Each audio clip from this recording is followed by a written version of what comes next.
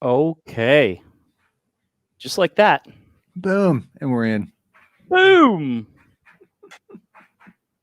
Everybody's waiting. We're getting, we were trending on Twitter for where's the coding with Cleverlike stream. There's a couple of minutes delayed here. My fault. I've been experimenting with Streamlabs and multi-streaming and stuff. Some of the comments we've been getting is the output is 720p, and it's mostly from your sessions. The people want that good, rich quality graphics for those 3D things of beauty. That's good to know. It's good The to know. Minecraft people don't notice we're in 720p. That Unreal resolution is it's pretty epic. Doom. Yeah. So okay. Yeah. So good info. I know we experimented with it. We have to do a little more practice because things were a little wonky. But we're gonna get there. Yeah. Well, today. Oh, check me out. I know. Well, bam. I'm just gonna leave this. We need some programmers.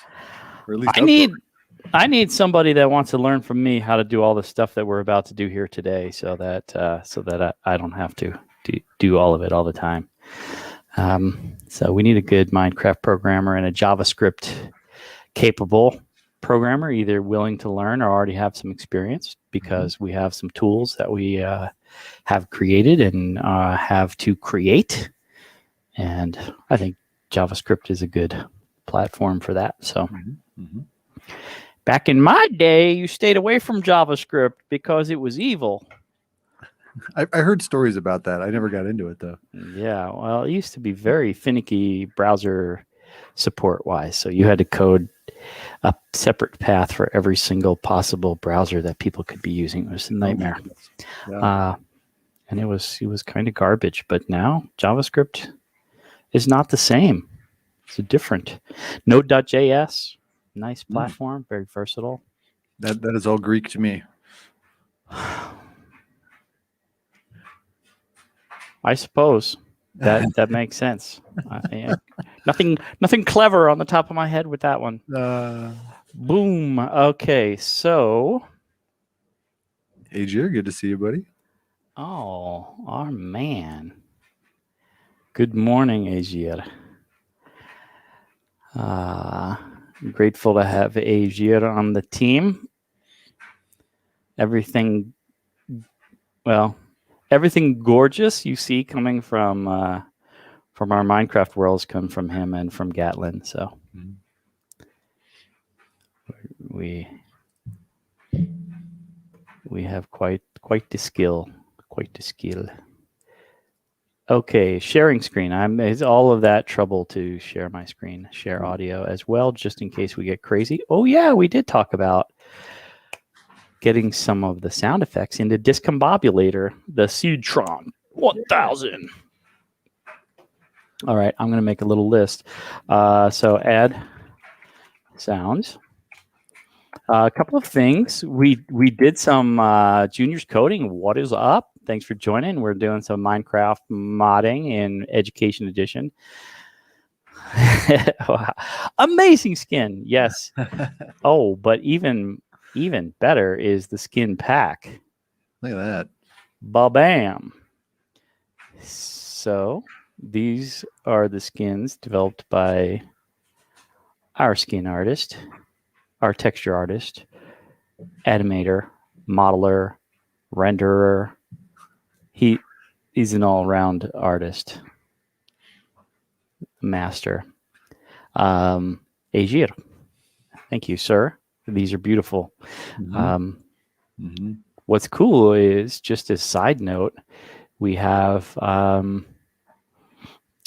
board on diversity, equity, and inclusion. That's part of NASEF that's reviewing these. Since this is a global map and We want to be sensitive and make sure we're developing skins that kind of oh yeah, Slack messages. Oops.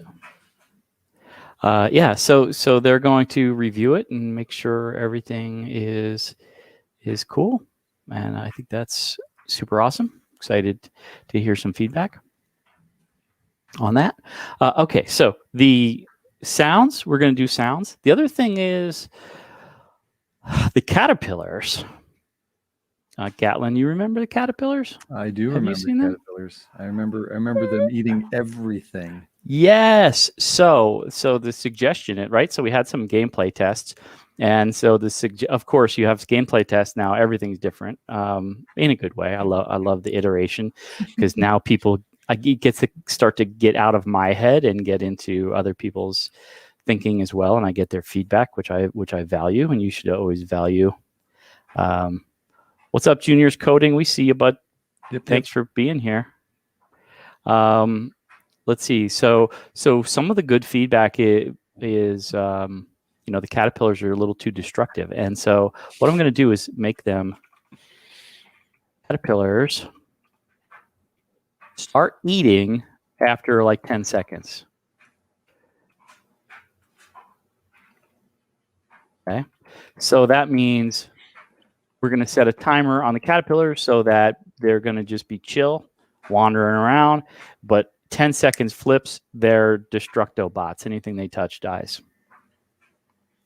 Now, here's the catch. You ready for this? I'll get my glove. I'm ready for this. If you spray, okay, if you have a hand sprayer and you interact with that sprayer on the caterpillar, then it's gone. No damage.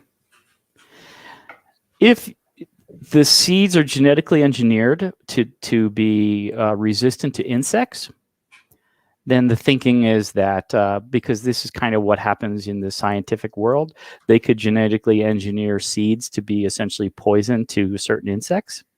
And so when they eat the plant, they die.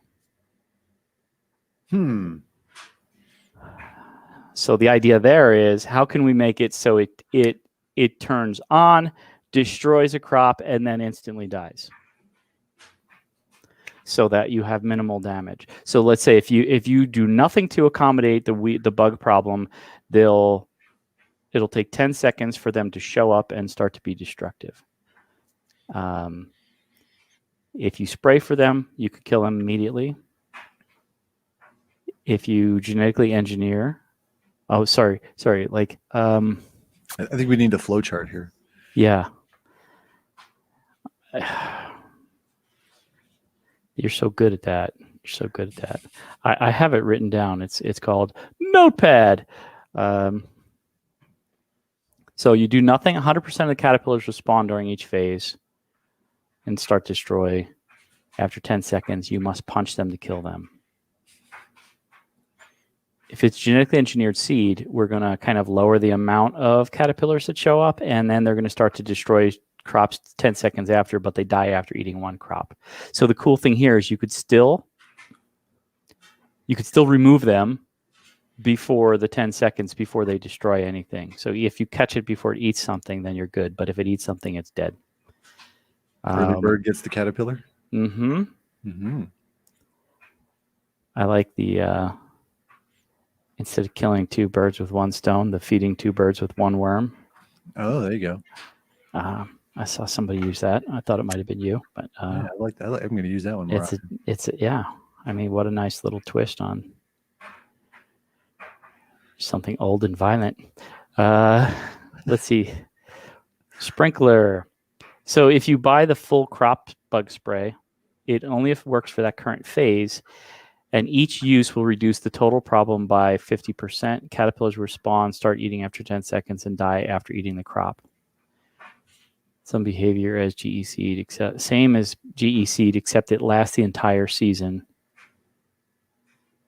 Okay, so that's the cool thing. So If you have a genetically engineered, your entire crop as it's growing through the entirety of its duration will be deadly to these caterpillars. If you spray, that spray is essentially temporary. So it'll last for like that growth cycle. And there's eight growth cycles in plants in Minecraft. So you would have to spray multiple times to have the same behavior as the GE seed. That's pretty cool.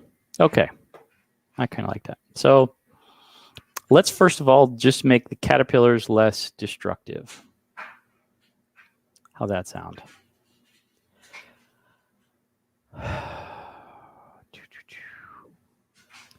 Caterpillar. Okay, so the interesting thing here is that we have this break blocks behavior, and it breaks wheat. Okay, so this is on by default 24/7 all the time. While it's alive, it's deadly. So this is, that's actually interesting.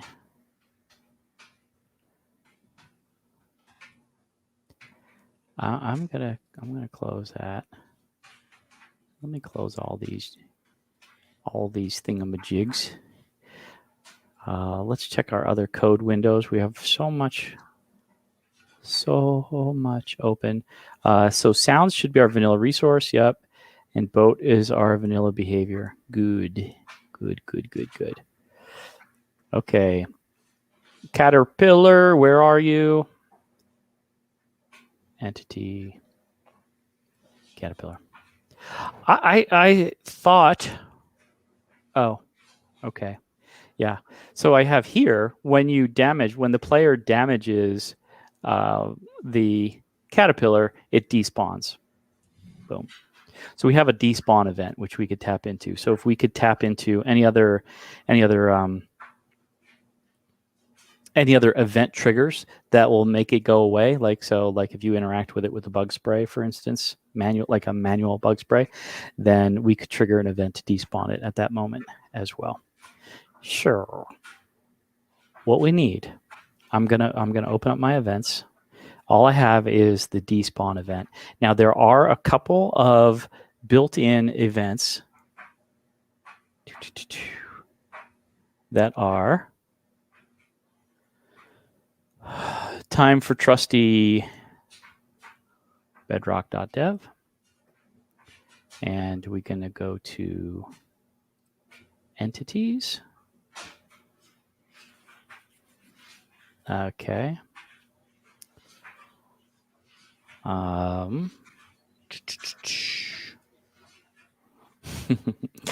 Okay, so we go to the entities, and we're looking for events,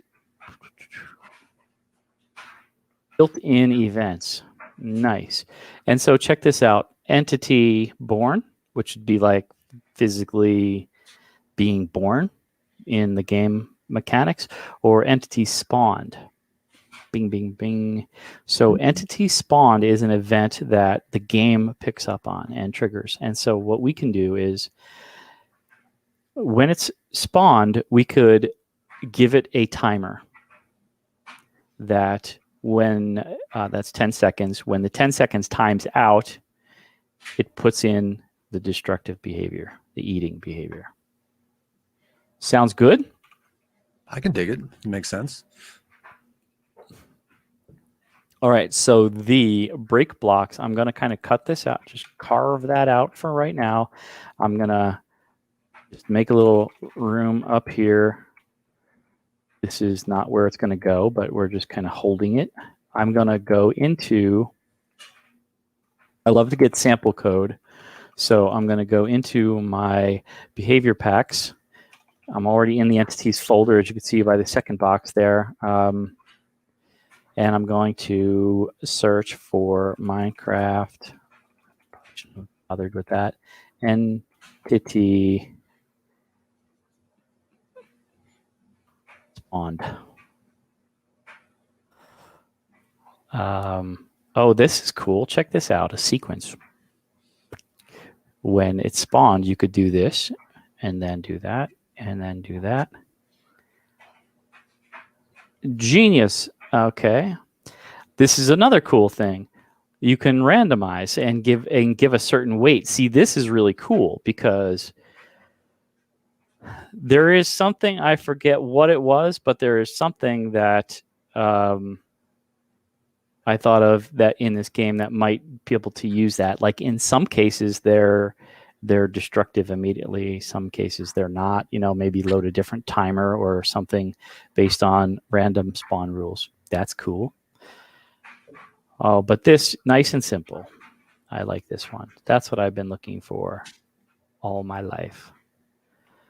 I'm copying that from the good old Blaze to Blade. Who knows that movie, huh? I took the chance to actually read the book, and I was very impressed. What a guy! Both adaptations are phenomenal. Yeah, that actually, I haven't read the book. I mean, the book was read to me already, so by my grandpa. My grandpa. Were you home with pneumonia? There's not kissing. Oh. Yeah, what a great movie. Okay. We were going to trigger when it's spawned, we're going to set the timer. Okay. So we'll say eat timer. Added. I'm going to put that in there. And then I have a component group here. I have one already called despawn. I'm going to copy that. I don't understand why.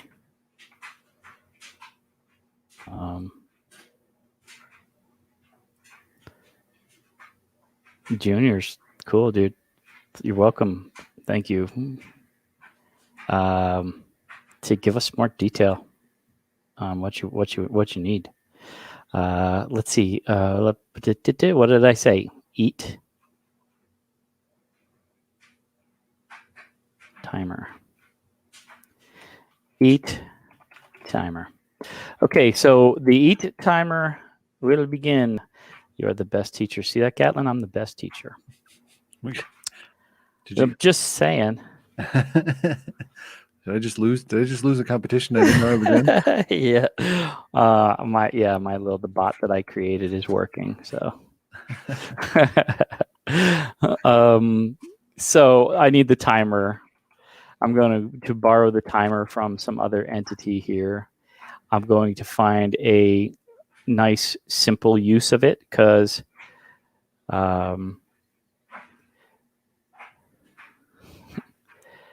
what is JavaScript? You will have to look that up. Google will tell you. Search node.js. That would probably be your best place to look at a context for JavaScript. And this timer is sweet because it has not looping. It has a time and an event. That's it. Gorgeous. Gorgeous is what I'm saying over here. All right. So my eat timer. Boom, boom. Pasting that there. What did I say? 10 seconds? I think this is in seconds and not in ticks. And then the event will be eat. Let's keep it simple. And then for this, we'll go boom, copy, paste, paste. I'll change this to eat. And remember the good old destructo bot here. We'll take that, place it here. What's the error? What's the error? Error right here. Extra comma. Don't need it. It's not a list of items yet. Okay. So we have a timer that counts down in 10 seconds. It triggers event eat, which does not exist yet. So we shall create this copy. Oh, remember, I like to grab the comma above it down to this closing bracket, copy, and then paste, paste. Boom. They stack nicely that way. Eat. And it's going to add the component group eat. The other thing here for the despawn, ooh, right? When you attack it,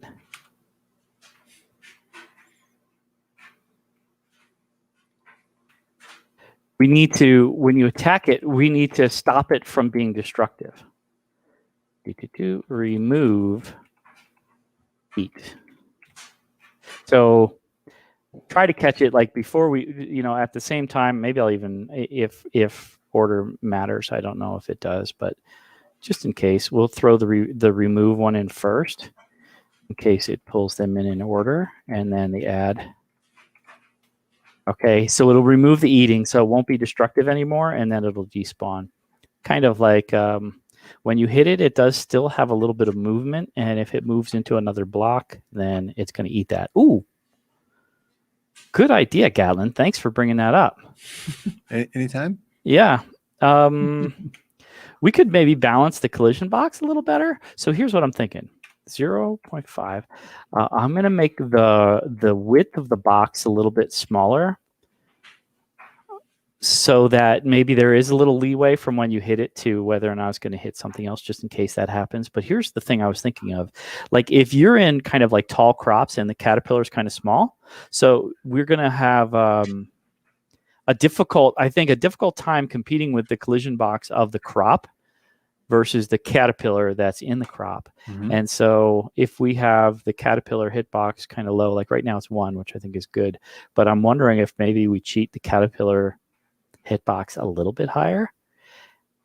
And it's also kind of like if you're watching this stream and you know that the collision box is a little bit higher, you might know that you could attack above the crops without risking hitting them, mm-hmm. Because the collision box is a little bit bigger. I'm going to make it like 1.2. Minor. And that's interesting. We do a 0.6 scale. 1.2. If it's a 0.6 scale, then I'll do 1.8. Maybe just bump it up a little higher. I'm going to save that. I have an extra comma sitting around here. So my eat timer, my eat. Okay, so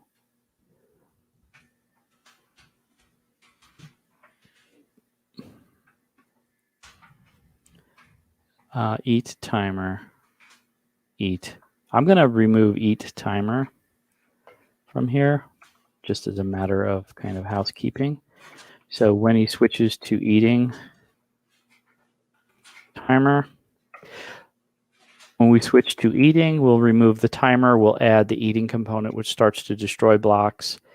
When you go to despawn it, we'll stop you from eating or destroying blocks, basically, and we'll despawn the character. Okay. And despawn will only happen when you interact with it physically. Not interact, but attack with the actual attack button, causing damage. Guard, what's up? So I feel like we might not have messed this up entirely. You want to test it out? Let's do it. Test it. Never know. There you go. Never know till you check it out for yourself. This is one of my Ace Ventura lines there. I could have an entire conversation through the day in Ace Ventura quotes. That's the level of my intellect, and I'm sorry. I'm sorry. And I'm not sorry. Game mode 1. Pick up a little bit of that good grass there. Pick some of that grass there. That's not grass. Or that's not wheat, you say. Fill. Double tab picks up the coordinate of where you're looking. So this is a trick, since Bedrock still does not just show you the coordinates when you're in your escape, when you're in the typing screen, which is so annoying. What you do is you look at a block, fill in its coordinates. Yes, this is Minecraft Education Edition. It's called Farmcrarft, and it's a map for a global competition that kind of allows students to decide, make choices on how they're going to plant and grow and manage their crop. Meant to kind of get a conversation going with countries around the world on how they're dealing with farming. Wow. Give a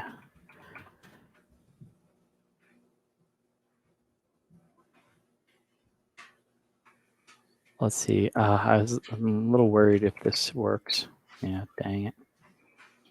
Okay, so let's drop a caterpillar in here and see what happens. Summon caterpillar. Boom. There it is. Not damaging the crops, but also like I can't hit it. Oh wait. Remember the hitbox? Oh shoot. Oh, there the 10-second timer just gave up. Oh, that worked nicely too. He went away without destroying anything else. It doesn't look like they're flying off into lots of pieces. Yeah, that's what the despawn does. Ah. Yeah. Yeah, boy. All right. So let me see if this hitbox thing works. Oh, shoot. Oh, where'd it go? Oh, it did. Yeah, it worked. It did work. It totally worked, yeah.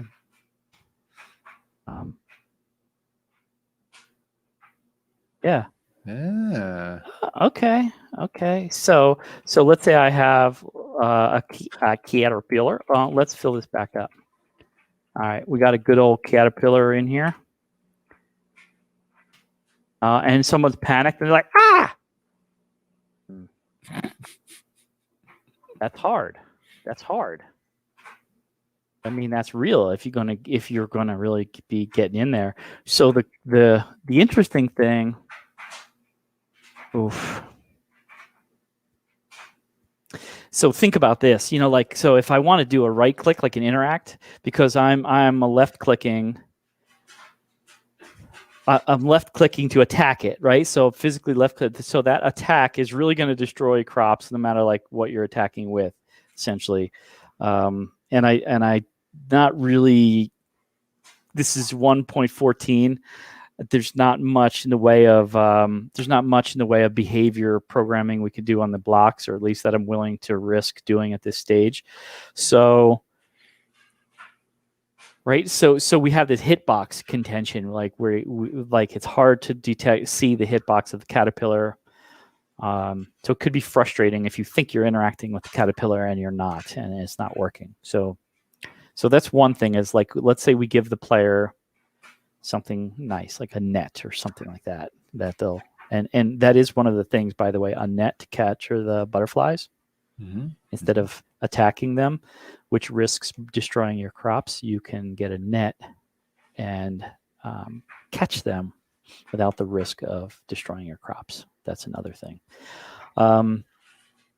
Anyway, so we have this thing where the crops are growing and the caterpillar's under the crop. So we have this collision box issue. So one thought that comes to mind for solving that is, like, let's say we turn the snowball into a bug spray. And when you point the bug spray, like when you look at the bug and you right click,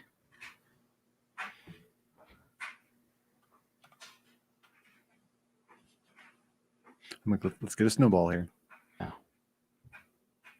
Okay. So say there's a caterpillar there. I'm gonna actually summon a caterpillar. There's a caterpillar there. Hey. So now, freaking genius. I mean, we don't even have to do anything else. It caused the damage. It solved the problem. It's a It's now a spider web is what that is. It's not a snowball anymore. It'll be. Ooh, It's a silk ball. You're so clever. Yeah, what a neat little that's the cool thing about this game is that like the solution to the problem could be anything creative, and so like Gatlin just came up with an idea is like, oh well, like if we're having bug problems, maybe we find bugs that don't kill our plants that kill the things that want to kill our plants and put the ecosystem in balance. It's actually a really good farming movie my brother told me about. Is from a town I used to live in. They created a farm, and every time they had a problem, they used another thing to solve the problem. Like they had snails destroying their crops, and they found out the ducks like to eat the snails. So they would release the ducks from the pond to go party in the farm and eat all the snails, and it was so cool, like how they used one thing to solve another thing, like the dealing with the coyotes and stuff like that. So I forget the name of it, but it's super cool. Well, dude, like, so we retext your snowball. Okay, let me do this again. I just want to see if it creates any collateral damage if the caterpillar is kind of in eat mode. Caterpillar, chilling. And hungry fella? Wait for it. Getting a little hungry fella? That ought to hold you for a while. Okay, ready? Boom.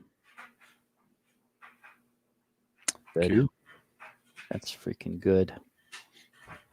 My gosh, this you people, you're inspiring to me. It's amazing. Okay, so here's the next challenge. Remember we talked about if it's sprayed. Mm-hmm. Now I could programmatically know that it's sprayed. How do we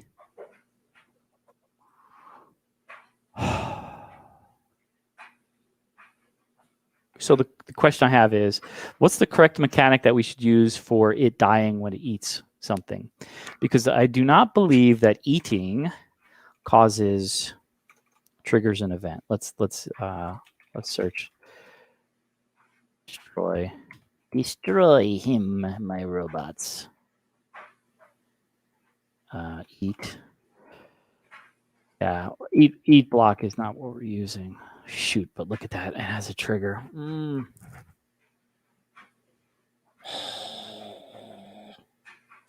look, it has a delay. Eat carried item. That's fun.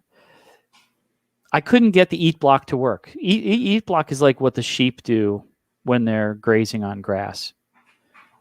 But for some reason, we're in farmland, which doesn't have that same kind of attribute. I'm wondering if that was the problem, because it was not eating the crops.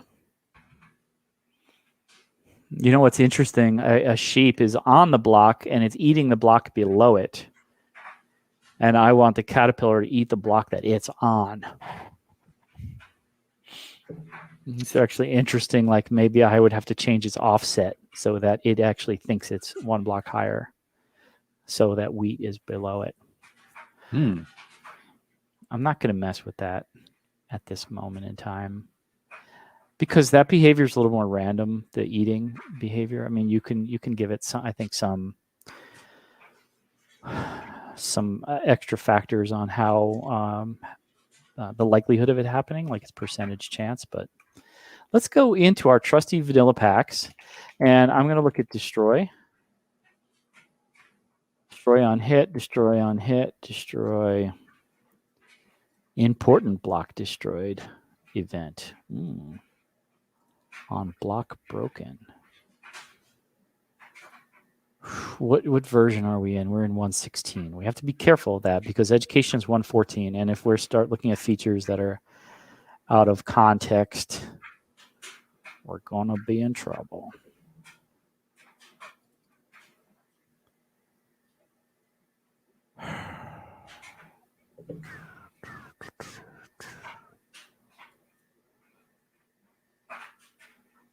Well,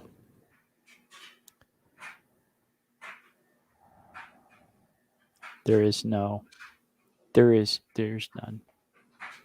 That happens.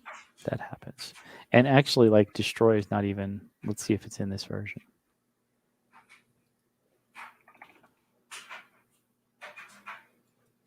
Well, what the heck?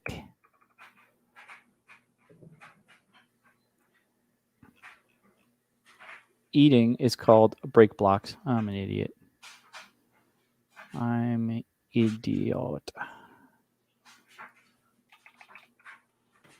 Break blocks. Wow, why don't you look at that? And it just has a breakable blocks list. So these are the things that it's capable of breaking. Which is super cool. Galen, did you see the finished harvester? With everything spinning in it? Not only just spinning, but made a harvester. Spawn the thing. Harvester. Hop on in, Slim. And so now, yeah, the spinning is amazing. Yeah, it's spinning. Nice. But watch this. See, but do it from this angle, maybe. Ooh, look at that. Functionality.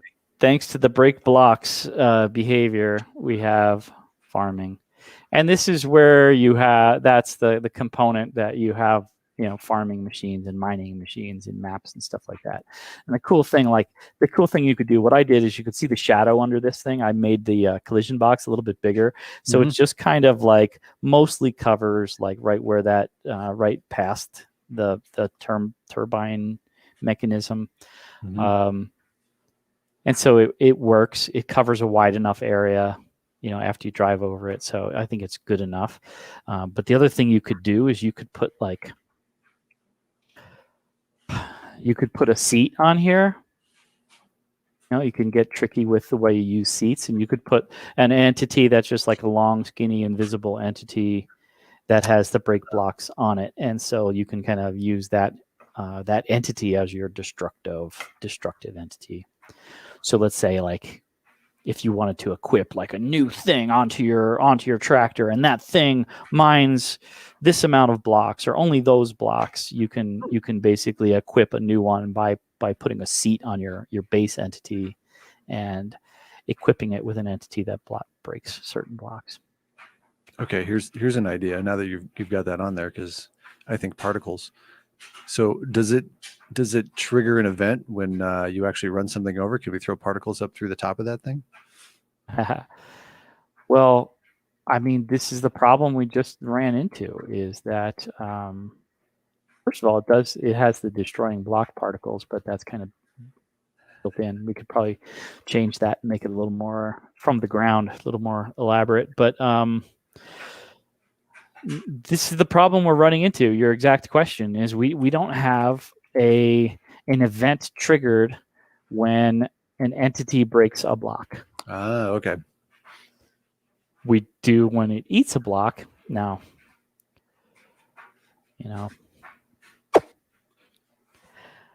crikey. I hate to use those kind of words. And this is a kid-friendly stream, All right, more caffeine maybe. I mixed some like cocoa powder in my coffee today. It's pretty good. What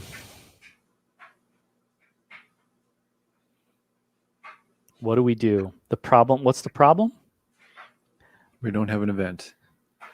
We don't have an event for when it has eaten.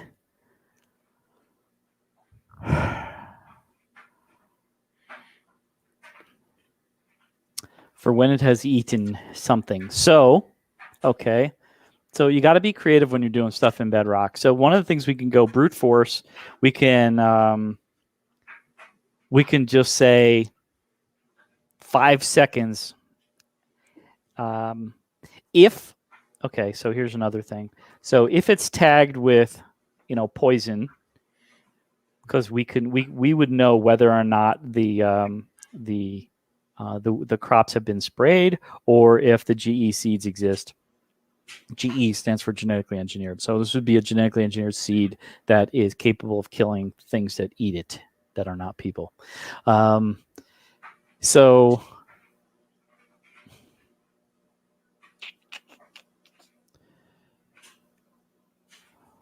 I'm thinking, I mean, we could just set another timer. When it's in eat mode, we could just turn off eat mode after 5 seconds and despawn it. And so if it spawns in a place like in a crop that it will eat when it becomes activated, then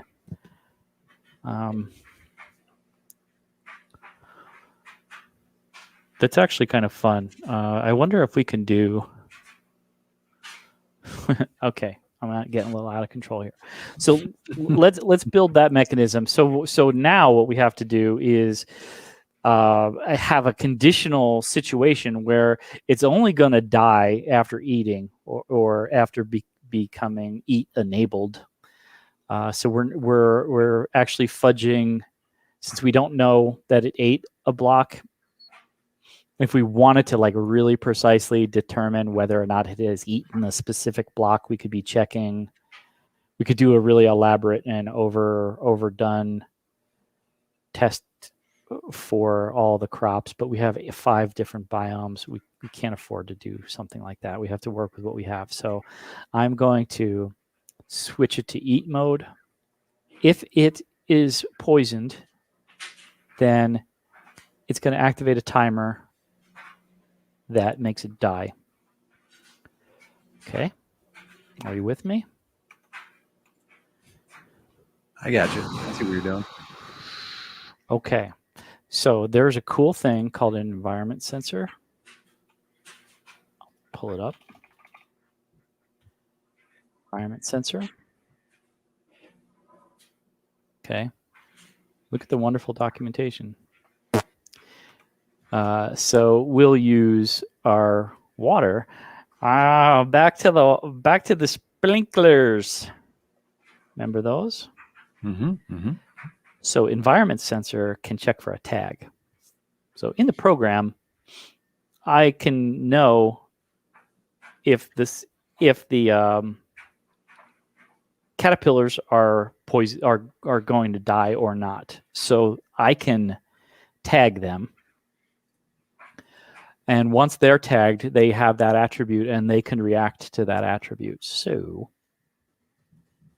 I'm going to grab this sensor, go to my caterpillar, and now when it starts to eat, we have eat timer and eat.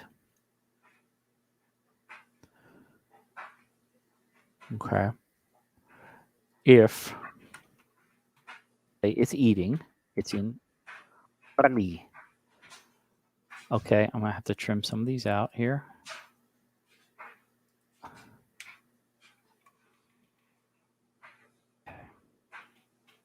There was like a bunch of triggers for 4 different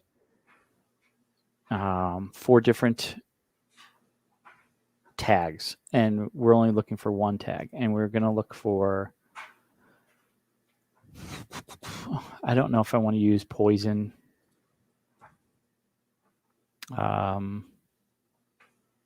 What's a friendly, Gatlin? What's a nice way to say die?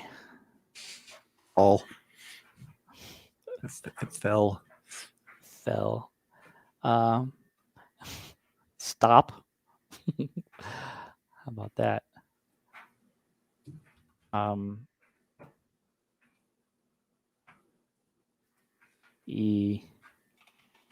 Okay.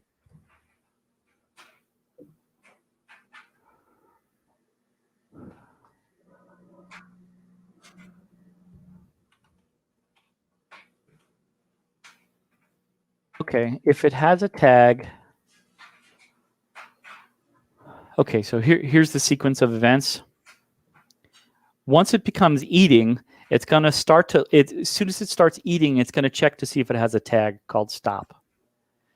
If it has a tag called stop, it's going to set a timer to despawn. Okay. So this is real tricky stuff, but you got to do what you got to do. We have a new event. I'm going to, right? Copy, paste. So what do we call it? We call it E stop. Event E stopping. E stopping.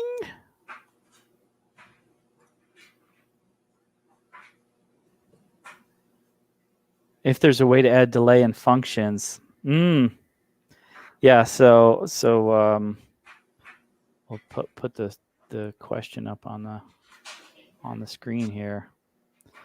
So you recently just started coding Minecraft. Wondering if there's a way to add a delay in functions. You know what? Not that I know of. Let me just put it that way, because there are some new things in Molang. If we take a quick little, if we go to the most recent version and go to Molang, we're starting to get some interesting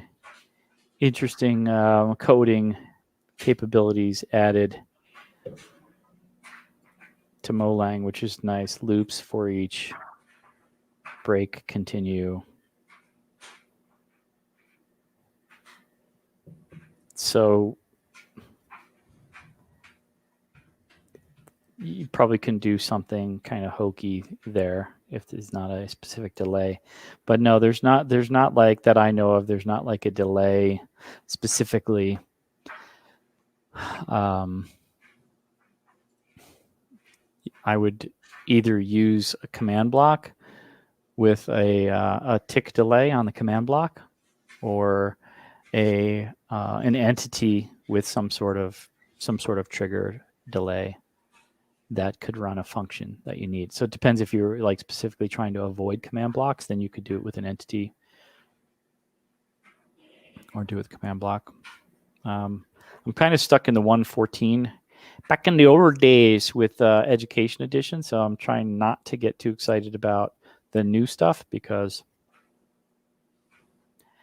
that ain't gonna happen. That ain't gonna happen here. But yeah, let me know your thoughts. Like, would you want to do it with a command block with a delayed start, or would you want to use an entity that has kind of like a timed event?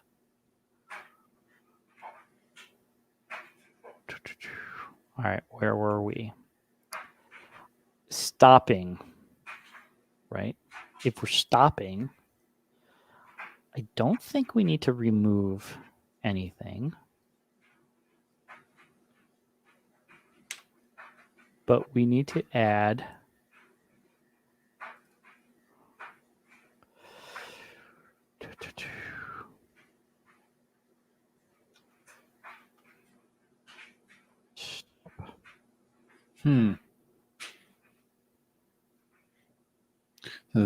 Quasar saying trying to figure out how to make a death swap game where two people try and trap each other by swapping places every 5 minutes. So fun. The application of why we're using a delay.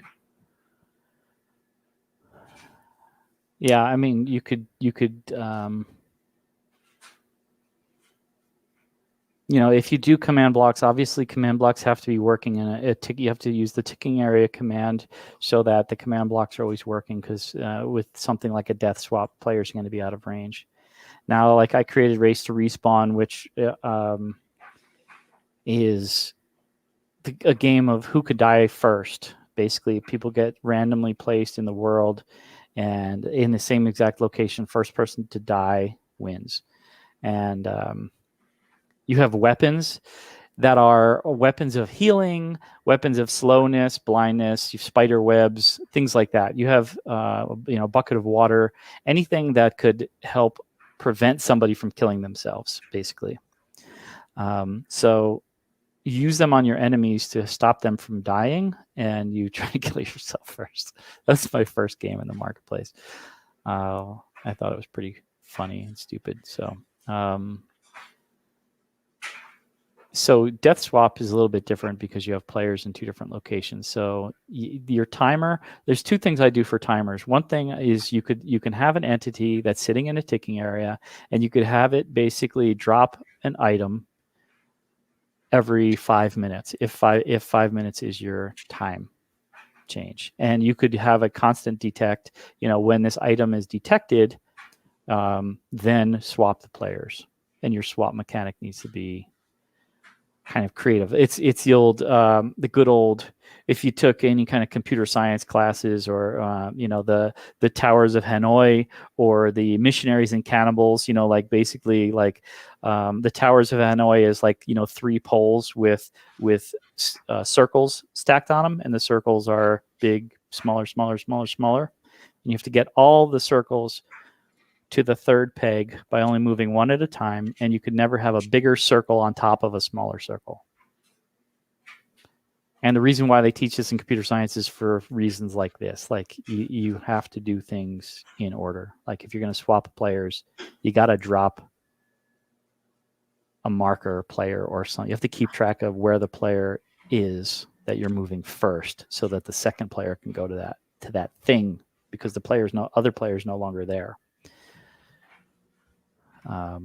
Anyway, tangent. Hopefully that insight kind of helps. So you summon armor stand and TP the player that armor stands with command blocks. Okay, good. But that takes like 10 minutes to set up every time. No way.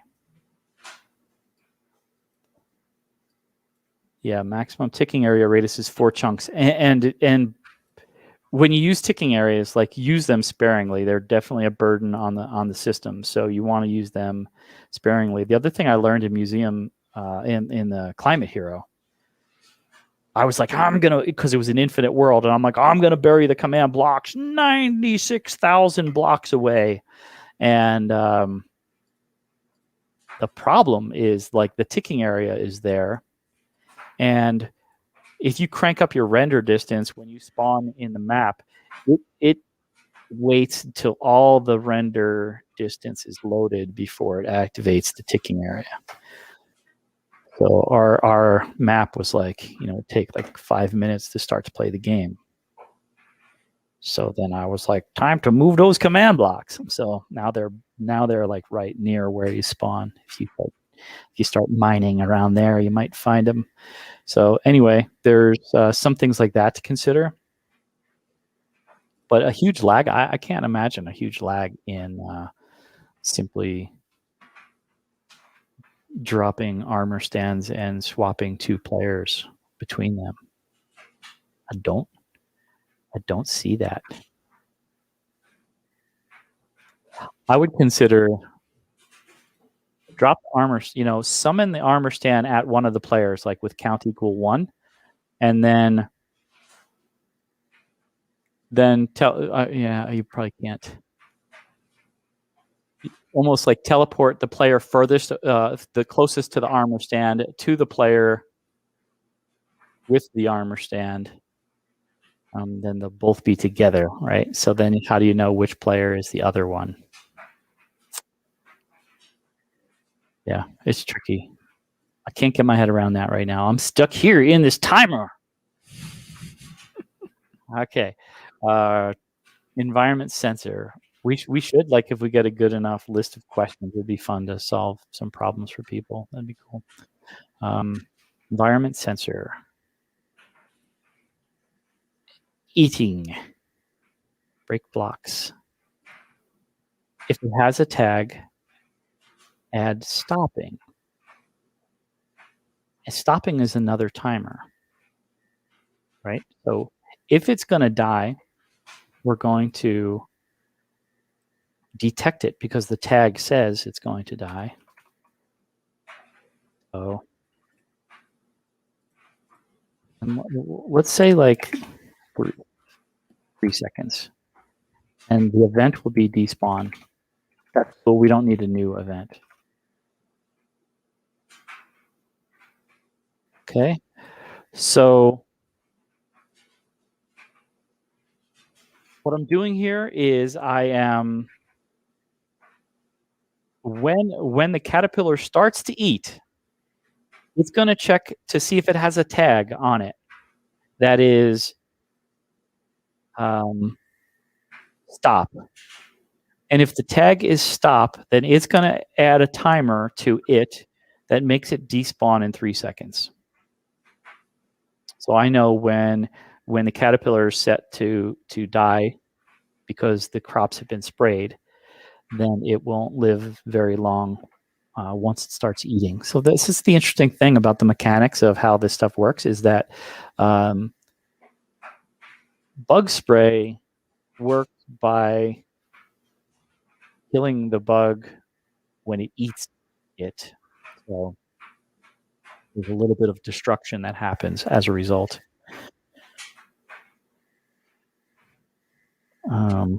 Yeah, so that's interesting. Eat timer. I don't like this indenting here. Yeah, I messed that up.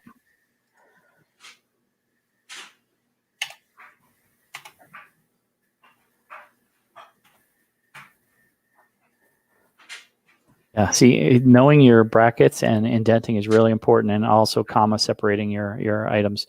So one of the things that that's helpful here is, like, if I click on the open bracket here, it'll highlight the closed bracket with a little square to make sure that you're connecting all of your open and closes properly. This is all Bedrock. I do not really do Java. I am yeah, and it looks like Quasar is also Quasar doing Bedrock. All right. I don't know if we're ready. I think we might be. I'm going to save it. I got to admit, one of the things I like about programming is it allows you to be a little bit lazy at times. Be like, yeah, good enough. Let's see what the compiler says. I'm tired of thinking this all through all this complexity. So I got a caterpillar. There it is. And I'm going to set up a tag at E, type equal caterpillar. I'll tag all of them, add stop. There it is. Let's go 1, 2, 3. And it's gone. See? It's gone. I was obnoxious there. Okay. That didn't work. Didn't work. Check the logic. Check the logic. All right. E stopping. Oh, geez. Okay. Add stop. Oh, my battery's low. Well, there's the problem right there. I am adding stop instead of stopping.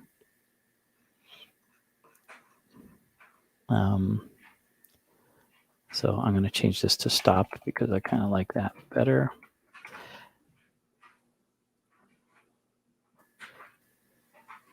So when it's eating, it's checking for the tag called stop. When it finds it, it triggers the event E stopping, E underscore stopping, E underscore stopping. That event will add component stop, component group stop. And component group stop has just this timer component, 3 seconds. It triggers despawn. Well, the good news there is that we found something to fix. The question is whether or not that actually worked. Okay. Okay. Ay, ay, ay. What's going on, people? Okay, Phil. Where's my Phil? There it is. How are you, Phil? Okay. Mm-hmm. Caterpillar.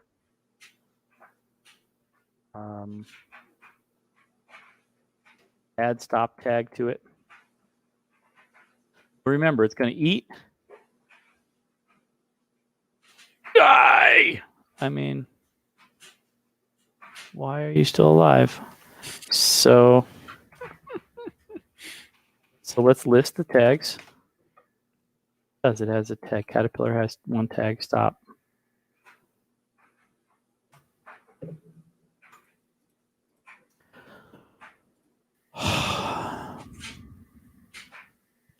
Environment sensor triggers has tag equal to stop.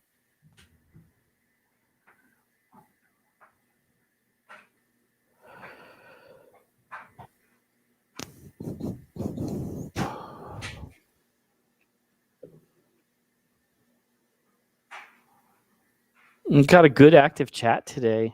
Active chat today on the YouTubes. I got a good group of people on the YouTubes. If anybody knows a programmer, whether it be yourself or someone you know that's a really good programmer that wants a full-time job doing this kind of stuff, send me a message on Twitter. Cleverlike. I'm going to be posting. I'm so busy. This is why I need the help. So busy with projects. I'm like trying to finish the job description, make it really awesome, and get that posted. So you'll start to see the full job description. But basically, it's doing this kind of stuff as the primary responsibility. This and all of the in-game programming, commands, functions, command blocks, things like that. Okay. Gatlin. What's up? Come on, man. I'm wondering if we have a problem with multiple timers. Forget if that's an issue or not.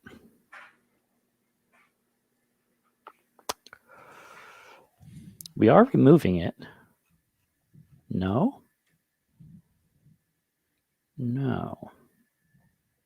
So maybe I should remove the eat. No, can't remove the eat. That's what he's doing. No. Eat timer. Triggers event eat. And event eat removes eat timer. And it adds eat. Eat turns on the breaking of the blocks and checks the environment sensor to see if it's tagged. If it's tagged with stop, then trigger the event E stopping, which is going to tag a new.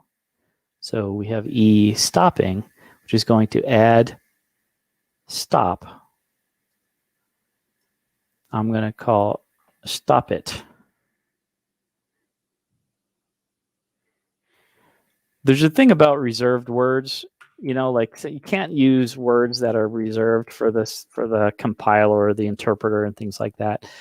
And so I don't think stop is a reserved word, but when you're worried about using something that's too common, like like the word Minecraft or like the word event or something like that, then since you don't get good error messages in here, and just change it. So that's what I did. So stop it.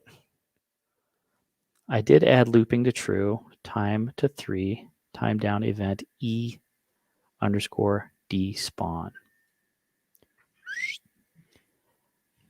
E _ despawn removes eat. Okay, this is an array, so we could do multiple things.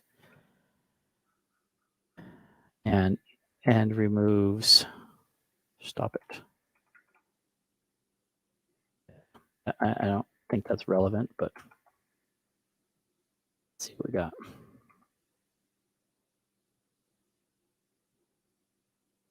I can't remember if I tested it since adding looping to the timer. Let's see. Let's fix them. Let's summon the Caterpillar. Caterpillar. Oh.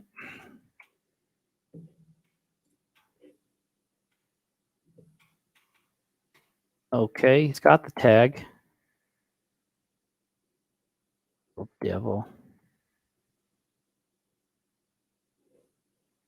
Gross little bugger.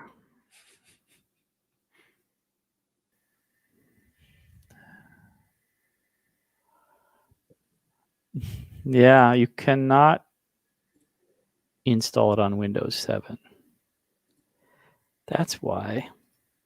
So Bedrock codebase is a Windows 10 codebase. Also mobile platforms, iOS, Android, Nintendo Switch, Xbox, PlayStation.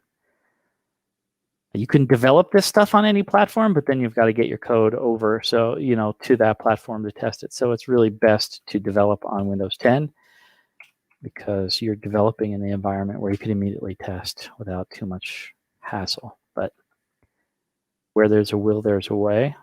People have developed on Mac, for instance, and sent their stuff over to their iPad.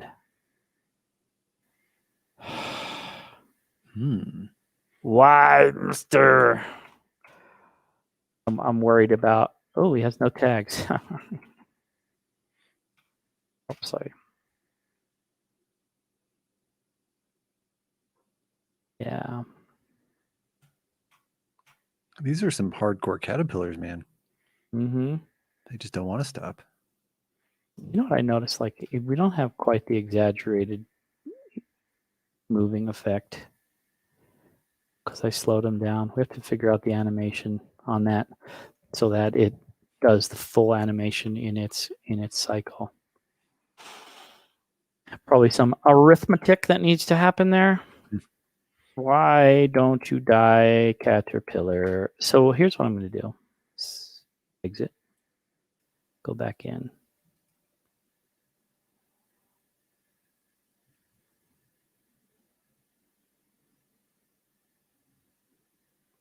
He don't care. Honey badger caterpillar. Okay. Oh man.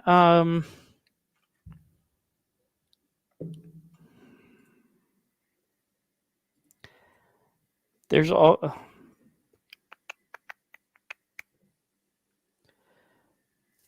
right.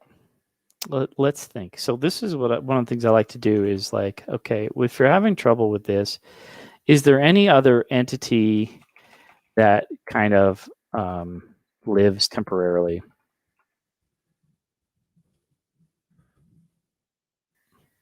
I'm wondering about like the the Vindicator and I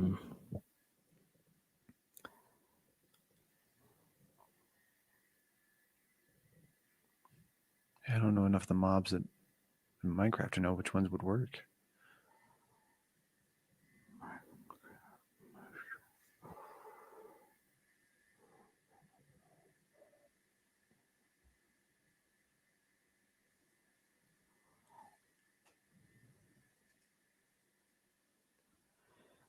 yeah, these are all set to despawn from distance, just to kind of clear.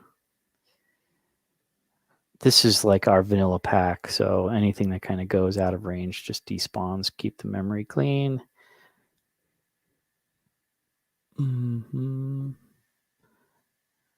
Despawning. Component group.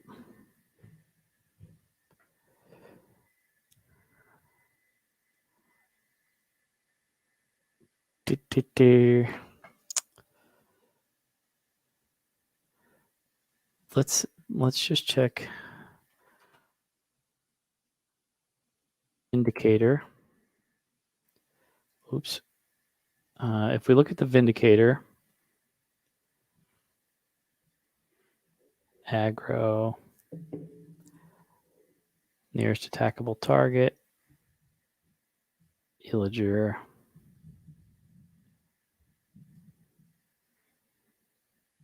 player,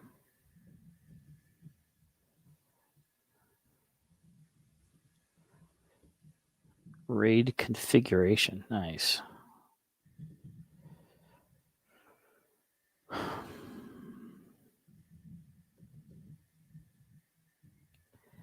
damage sensor.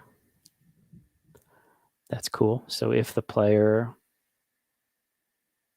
kills the Vindicator, they get bad omen. Damage sensor, move to random block, follow target captain.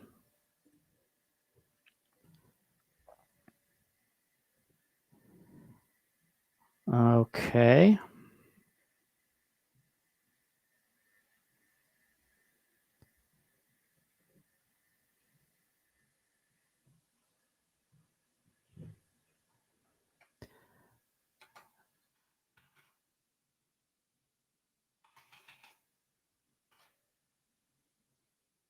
On. Entity spawned, default targeting, spawn as patrol follower.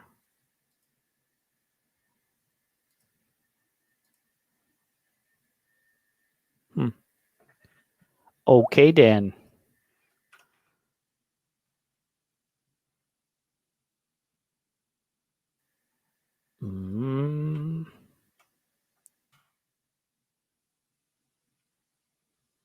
Yeah.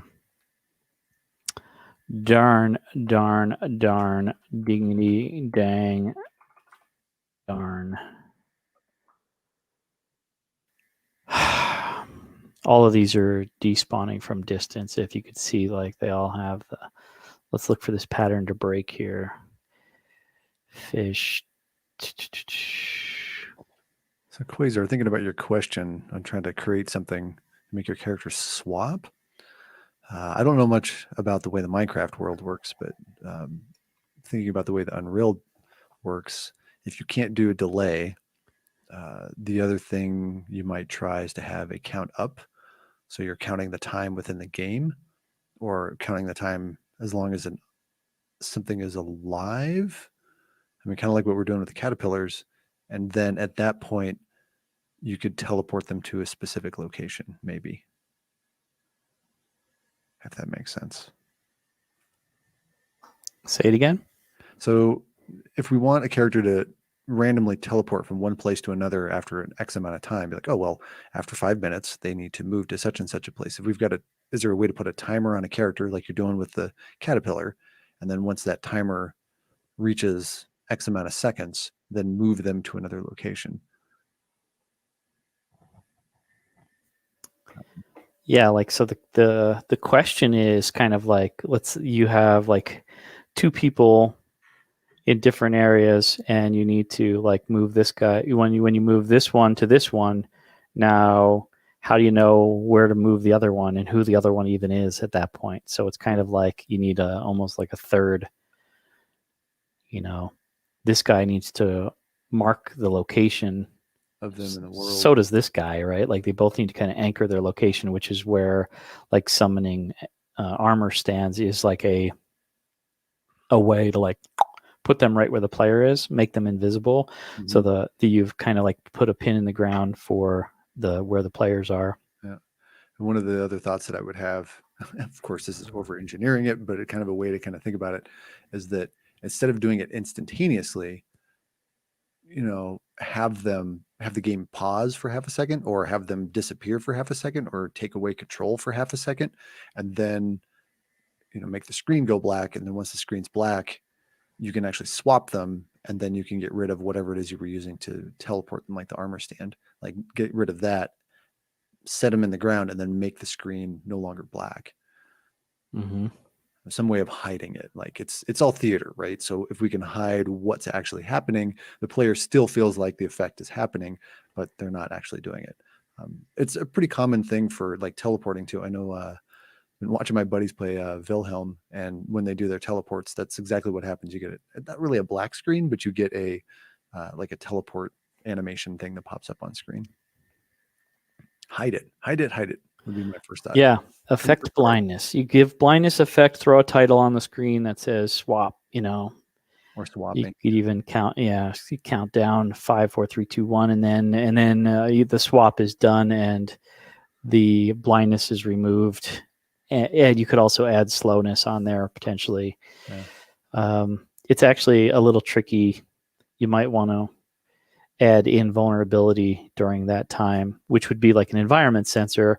If player has effect blindness, then damage sensor means damage is false. So while they're blind, like say they're sitting in lava, once the game turns on, then they could start taking the damage.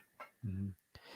The Farmcrarft prizes, you can check the website, nasef.org/Farmcrarft, but I know they have these HyperX headsets that they're giving away to on some terms. So, yeah, but they have all the details. We're developing the map, the game, that people are going to be using. And this is kind of a stream of us taking feedback from gameplay tests and trying to this is our refining of the gameplay and failing as we're figuring things out. So filters, despawn has a filter. It's interesting. Filter on filters. Let's see what kind of filters there are. Because we can do a test. Clock time, distance to nearest player, has ability, has a biome tag. Oh. Has damage, has equipment, has mob effect, has tag. I mean, we are using a filter for the timer, essentially, or the environment sensor. Mm-hmm. You think if I do them like simultaneously, it'll eat and disappear? Find out. That's a super risk. It's a super risk, but the idea here is that this environment sensor, so if we look at the sample, the piglin brute has a despawn filters in these conditions. Okay. I'm a little nervous. What's the version on this? Oh, 116. A little nervous about that, but we're going to give it a shot. Actually, this is 114 documentation. Let's change it to 116. And despawn. Ah, crap. Look at that. Yeah. 116 has such nice despawn. Despawn from chance, from inactivity. Oh, look at that. Distance. Such pretty code. So it crap. I don't know. I mean, I guess we could try to implement it and get the error message just to do it. I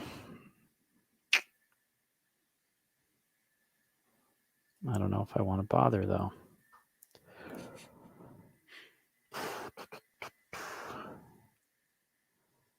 You know, like this right here is put.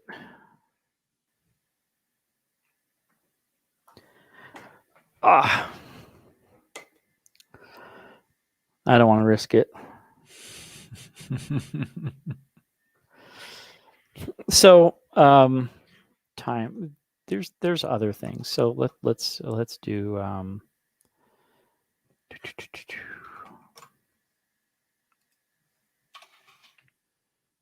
Row. Age. Ageable. Adds a timer for the entity to grow up. This can be accelerated by giving the entity items like blah, blah, blah. So if we made it ageable for 3 seconds, and when it grows up, all right, we're going to do it. Commit. We're stealing another timer, basically. So, and the grow up event is to die. Well, welcome to Grown Up. Oh, so sad. It's so sad. You miss all the good stuff. Okay. So don't die when you grow up. Ageable. Boom. Grow up event, target self, duration. Okay, we're just going to get rid of the feed items from this. All right. Caterpillar. Eating. I still need this, so the stopping still needs to work. So so the theory that I'm testing out here is that the timer being used twice is a problem. So I'm stealing the timer that's built into the ageable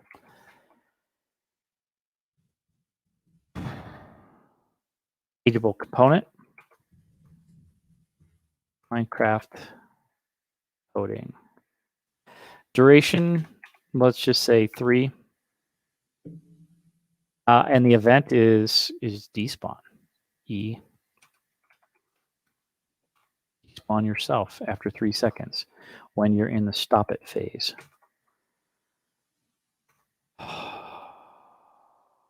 Where there's a will, there's a way. And I guess this will have to be our last thing if we get this working. If not, we have to get something else working so we can end on a good note. I'm really excited about that snowball, though. We're going to turn that into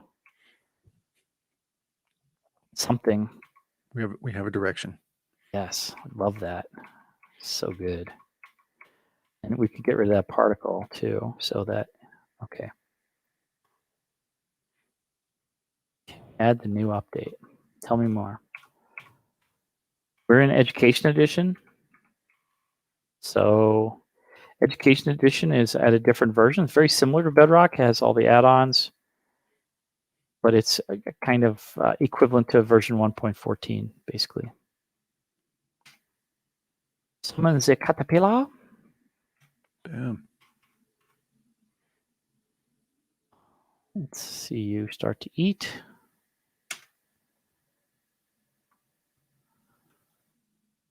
Like you to go away. To go away. Indestructible gut. All right, I'm going to add stop to him a little earlier.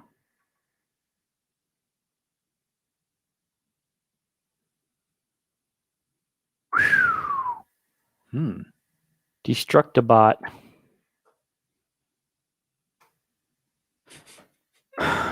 That's a name of a map from another group. I'm just giving them free advertising to all my millions of viewers. Is there 1.16? Yes, 1.16 exists. That's the Bedrock code base, not Education Edition. Didn't you change stop to stop it in the code? All right, Quasar, thanks for paying attention.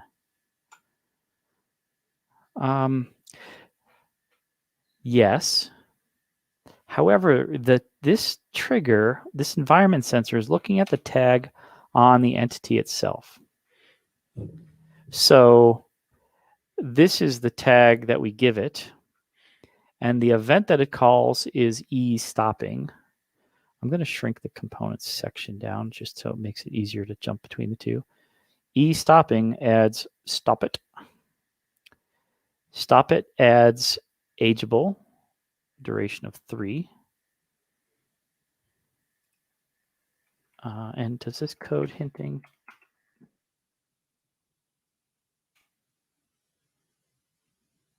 Oh, yeah. And on grow up, despawn. Okay, so brute force. There we go. We're going to go in here and we're going to add, we're going to just change this to stop it. So as soon as it spawned, if it dies, so right now, like this part of the troubleshooting, we're kind of testing to find out what's actually broken, since we can't really like test. So now we should, if we summon a caterpillar, regardless of the tag,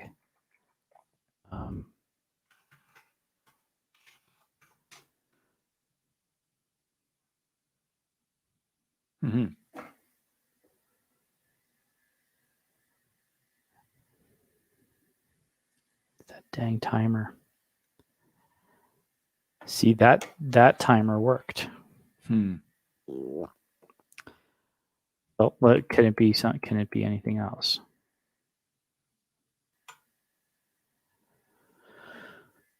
So we know stop it works. Adding the component stop it will remove. So back to the eat timer.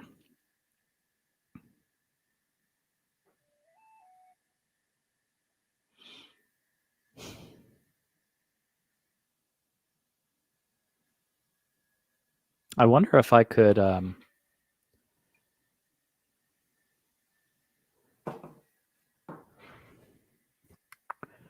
I thought I was pretty clever there with the ageable, using the ageable timer.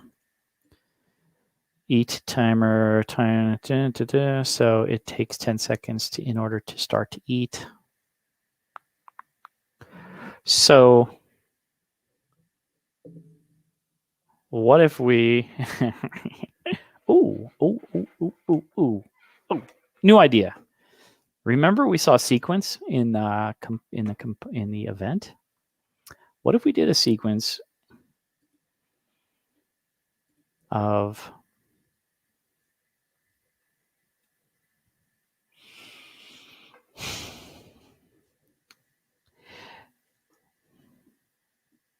I was thinking like we could make it eat, make it go away.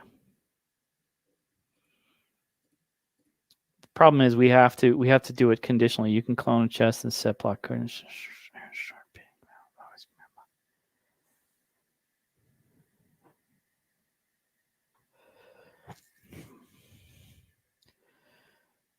With the bedrock in the void, bedrock randomizer.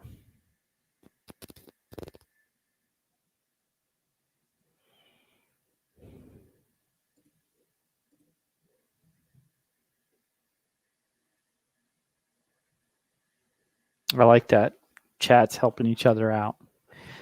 Chat's helping each other out. Well, I'm struggling and you're leaving me here to struggle.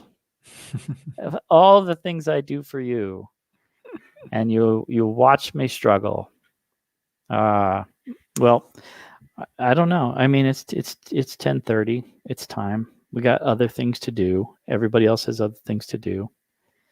But Quasar and Carsman, keep the conversation going. Go to the to the YouTube comments on this, and I'm curious to see how you guys progress, and maybe even it's something we could take a stab at on stream once we're through the difficult part here. So we have most of this caterpillar doing what we need, except we want it to die when it's poisoned. And so we're going to figure that out. And I'm pretty sure we have a timer situation where there's two timers that are kind of fighting with each other. That's my guess. Or I did something stupid, which is also a pretty good likelihood. But we'll get that figured out. We'll update you on the next stream. Probably the remainder of the month is going to be like these kind of things where we're fixing and updating. You're going to see Farmcrarft kind of come to final fruition in all of its glory. So stay tuned for that. Before you go, do you have any ideas for the randomizer without having to place anything in game like command block? Yes, I do. As a matter of fact, I'll show you.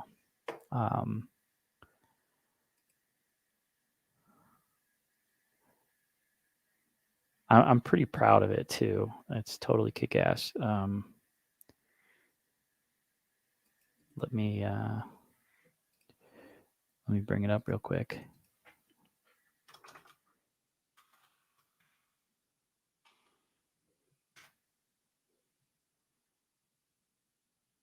Mm-hmm.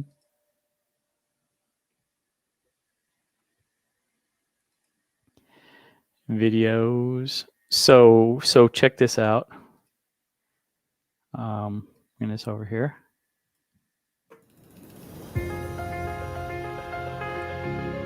Maybe you guys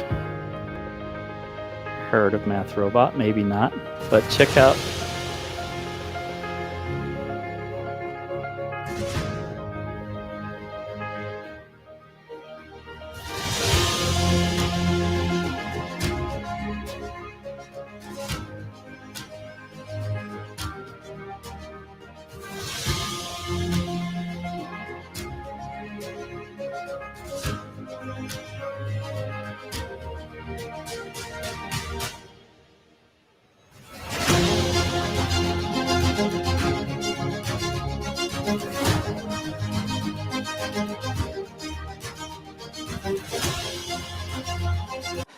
Okay. Karshman downloaded the map. It's a cool map. Thanks, dude. So check this effect here. Once you beat the game, the robot, like the only way to get resources in this game is to do math. So check out this effect. You see the smoke particle here? Boom. Random loot. Random loot. So how did that happen? I'll show you one of these days.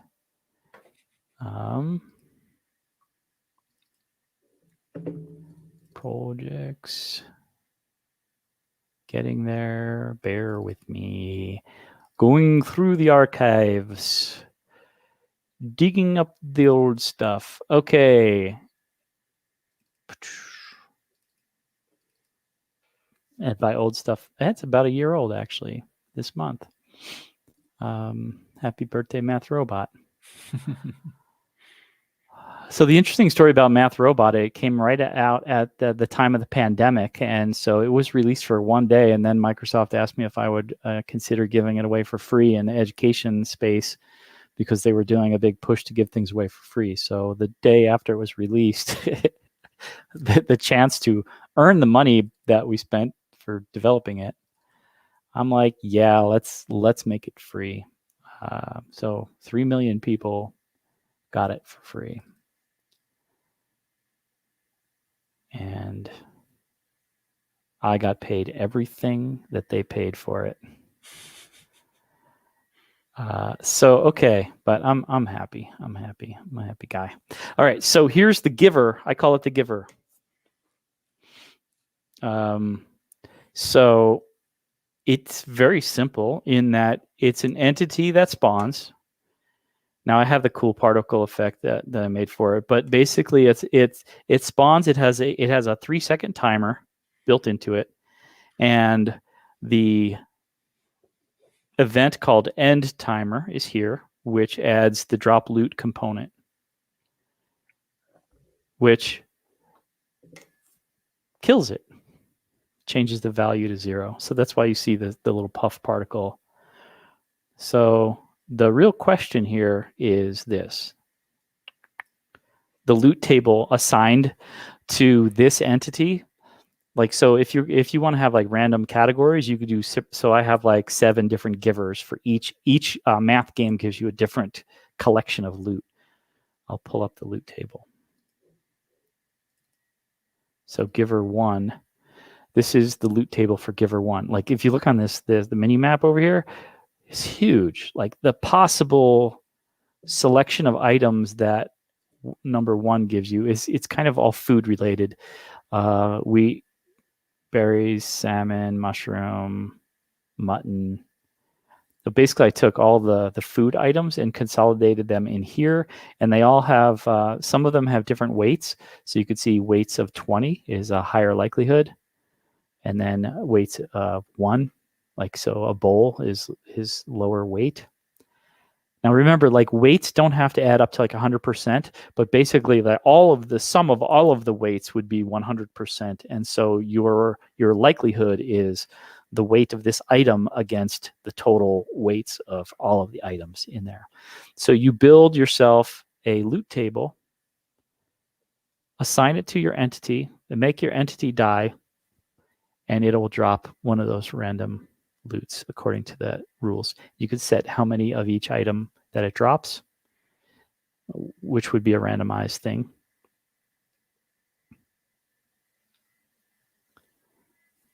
Yeah, if you want a huge loot table, I mean, I think it's doable. Huge pain. I mean, I took almost every item in the game across 7 different loot tables, but it would be easy to just copy and paste them. The file, I mean, it's a lot of stuff, but it's not going to be a huge file. It's not going to chew up a whole lot of memory. It might take a little processing on slower machines, but yeah, you can. That's a basic mechanic. I mean, you have to explicitly define, like, what are the possible things that could drop, what are the chances, how many of them, and what drops them. And once you have those things tied together, you can do that without command blocks. There you go. The giver. That's me. That's me. With command blocks, it would be very time consuming to make every single item. You're right, Carsman. I wouldn't what a nightmare. Yeah. You would want to do this with a loot table for sure. Mm-hmm. Cool. I hope that helped. Give me some comments in the YouTube channel. Let me know if it worked for you, and if we have to review it next time. And meanwhile, I'll still be struggling with my own work. Thank you very much. Yeah, thank you. Left to my own devices. Hopefully someone answers my ad for Game Programmer so that we could bring someone on board for a super exciting year, right, Gatlin? Mm-hmm. Mm-hmm. Yeah, we got some pretty wild stuff coming up. I mean, I have like new updates for you that you don't even know about already, like, because we just don't talk every single day now. So it's like I have to remember what I didn't tell you. Yeah, we have some stuff to talk about. Awesome. So listen, everybody, super fun. Yeah, spread players. Here's the thing about spread players that kind of sucks. It doesn't honor like water. It puts you on the topmost surface, so it'll put you on top of a tree. But it'll also put you in water, which kind of sucks. I don't know if that's been updated or not, but that was my struggle with Race to Respawn. It has to do a check, like, to see if you're in water. If you're in water, then it kind of re-rolls and tries a new location. Anywho, that's it. Cool. That was fun. Yeah. I got some more work to do. I'll keep you guys posted. I've been live streaming using Streamlabs on Twitch, some of my work in between here. So if you're not, actually, you know what? I think I'm going to switch. Gatlin, what do you think of just switching away from Twitch and going all YouTube? You're doing the whole YouTube thing? Yeah. Yeah. I think my main concern right now about that is making sure that we get nice resolution. So that's on my list after a little conversation this morning. So exactly, and Streamlabs might give us a little more, like having it locally might give us a little more control over that. But anyway, I think you have a little more interaction on Twitch for your streams. So we'd have to make sure to kind of handpick those people and make sure that they are okay. Moving over. Cool. So, and our buddy Agier, we'll have to make sure he doesn't get lost.